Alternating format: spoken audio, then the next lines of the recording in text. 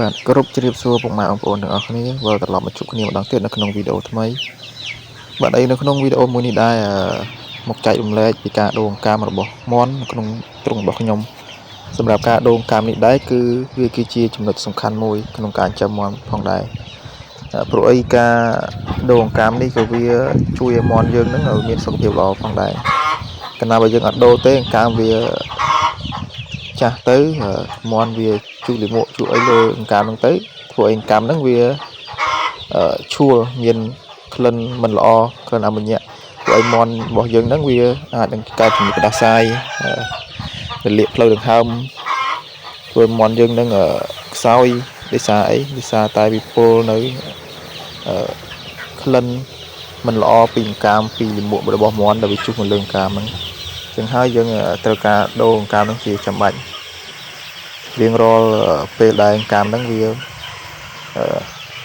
មានក្លិនមានវាអង្កាមវាចាស់ហើយយើងមើលតាមការជាក់ស្ដែងសម្រាប់ខ្ញុំក្នុងទ្រុងរបស់ខ្ញុំគឺខ្ញុំដូរវានៅមិនគិតថ្ងៃមិនគិតពេលទេបងប្អូនឲ្យយើងជាក់ស្ដែងយើងមើលទៅលើកាមនឹងជាក់ស្ដែងថាវានឹងត្រូវបានដូរបានឬអត់ទីមួយយើងមើលទៅលើពណ៌របស់កាមនឹងយើងមើលទៅលើលាមករបស់មន់នឹងហើយយើងមើលទៅលើក្លិនហើយយើងមើលទៅលើអាការៈរបស់មន់យើងកាលណាដែលកាមនឹងវាមានក្លិនមិនល្អវាចាស់ហើយមន់ជុះដាក់លើកាមនឹងច្រើនវាបង្កើតមានក្លិនអីចឹងមន់យើងនឹងគឺវាខ្សោយវាពុលនឹងអាក្លិនហ្នឹង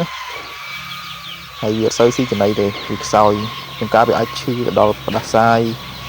រលាកផ្លូវដង្ហើមអីចឹងទៅព្រោះមន់យើងនឹងមានបញ្ហាដូច្នេះហើយពុកម៉ែបងប្អូនទាំងអស់គ្នាអាសាសង្កេតទៅលើកាមរបស់យើងនឹងដែលយើងក្រោមឲ្យមន់យើងសង្កេតមើលថាវានឹងមានសភាពបែបណាវាមានក្លិនអីឈួលប៉ះពាល់ដល់មន់យើងអត់យើងមើលកាមយើងឡើងខ្មៅឡើងអីហ្នឹងយើងអាចដូរបានហើយយើងមិនបាច់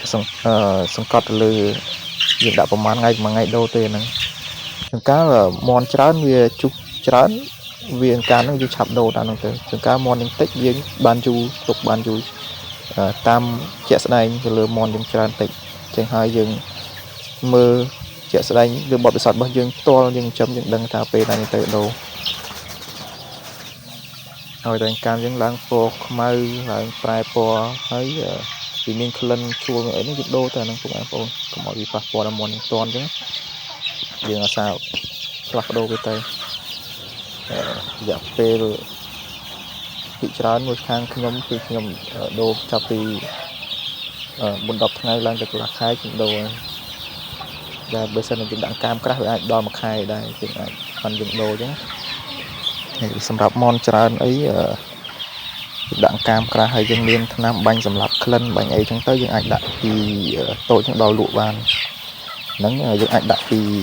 តម្លាក់ចុះកាមហ្នឹងទៅដល់លក់បានដោយសារយើងមានថ្នាំសម្លាប់មេរោគយើងមានថ្នាំបាញ់សម្លាប់ក្លិនហ្នឹងទៅហើយកាមយើងក្រាស់យើងអាចដាក់ដល់លក់បានតែជាក់ស្ដែងបើសិនជាយើងមើលទៅវាមន់យើងនឹងវាអន់យើងត្រូវដូរបានដូចគ្នាយើងមិនចាំបាច់ថាទុកដល់បានលក់អីទេជាក់ស្ដែងមើលលើអាការៈមើលលើសុខភាពរបស់មន់យើងបើសិនជាមន់យើងនឹងវាមានបញ្ហាដោយសារកាមហ្នឹងយើងប្រញាប់ដូរជាបន្ទាន់អញ្ចឹងហើយការបដូរកាមនេះលើ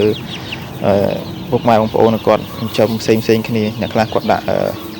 4-5ថ្ងៃមួយសប្តាហ៍ហ្នឹងក៏ដូរម្ដងអ្នកខ្លះគាត់ដូរកន្លះខែម្ដងខ្លះ1ខែអញ្ចឹងទៅហើយខ្លះទៀតក៏គាត់ទុកដល់បានលក់បានគាត់ដូរកាមអញ្ចឹងហើយលើបទពិសោធន៍លើបច្ចេកទេសរបស់ពួកគាត់រៀងខ្លួនអញ្ចឹងយើងជាក់ស្ដែងយើងមិនអាចទៅធ្វើតាមគេអញ្ចឹងទេបងប្អូនយើងជាក់ស្ដែងយើងធ្វើលើអ្វីដែលយើងធ្វើទៅជោគជ័យយើងធ្វើទៅយើងរៀនសង្កេតយើងរៀនមើលទៅយើងរៀនសង្កេតពីសភាពរបស់កាម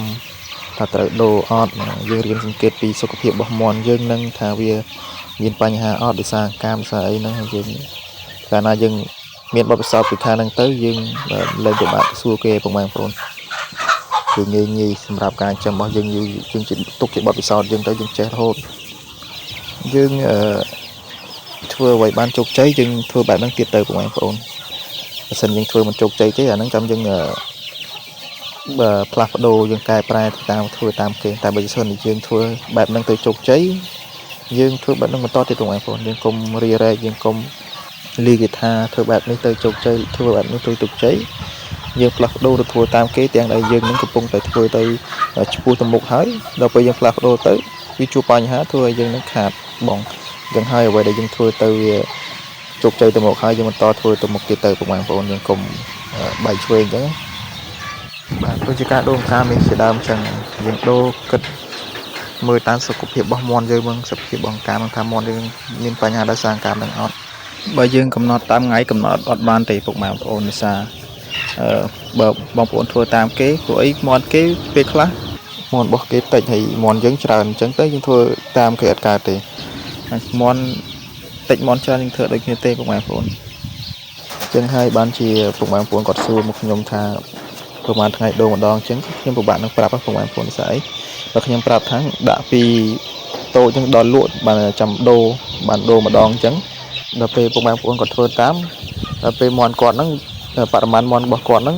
ច្រើនហើយដល់ពេលវាជុះទៅតែប្រហែលថ្ងៃព្រោះអីអង្កាមហ្នឹងវាមានក្លិនប៉ះពាល់ដល់មន់ធ្វើអីបងប្អូនហ្នឹងមានការបាត់បង់ខាតបង់ទៀត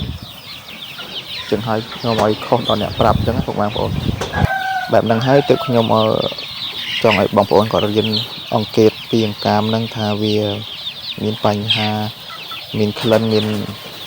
បញ្ហាទៅលើមន់យើងអត់យើងត្រូវដូរពេលណាយើងរៀនអង្កេតដឹងពេលហ្នឹងពុកម៉ែបងប្អូនយើងរៀនធ្វើដោយខ្លួនឯងយើងអត់គួរធ្វើតាមគេទេអាការយើងដូរគិតថ្ងៃប្រហែលថ្ងៃដូរម្ដងប្រហែលថ្ងៃដូរម្ដងហ្នឹងគឺវាអត់ល្អទេហ្នឹងវាអាចធ្វើឲ្យមន់យើងនឹងមានបញ្ហាដោយសារតែការធ្វើអត់ត្រូវរបស់យើងបាទហើយវីដេអូមួយនេះក៏មានតែប៉ុណ្្នឹងទេពុកម៉ែបងប្អូនតើតងការបដូរកាមហើយបើសិនជាពុកម៉ែបងប្អូនគាត់មានចម្ងល់អីគាត់អាចសួរបន្ថែមទៀតបានបាទហើយសម្រាប់បងប្អូនថ្មីគាត់ឆ្លាញ់ក្នុងការចិញ្ចឹមមាន់បាទគាត់ទស្សនាវីដេអូនេះហើយកុំភ្លេចចុចជឿបានអ្នកមួយផងដើម្បីជាកម្លាំងចិត្តឲ្យបងប្អូនអាចទស្សនាថ្មីបន្តពីខ្ញុំបាទខុសបន្ត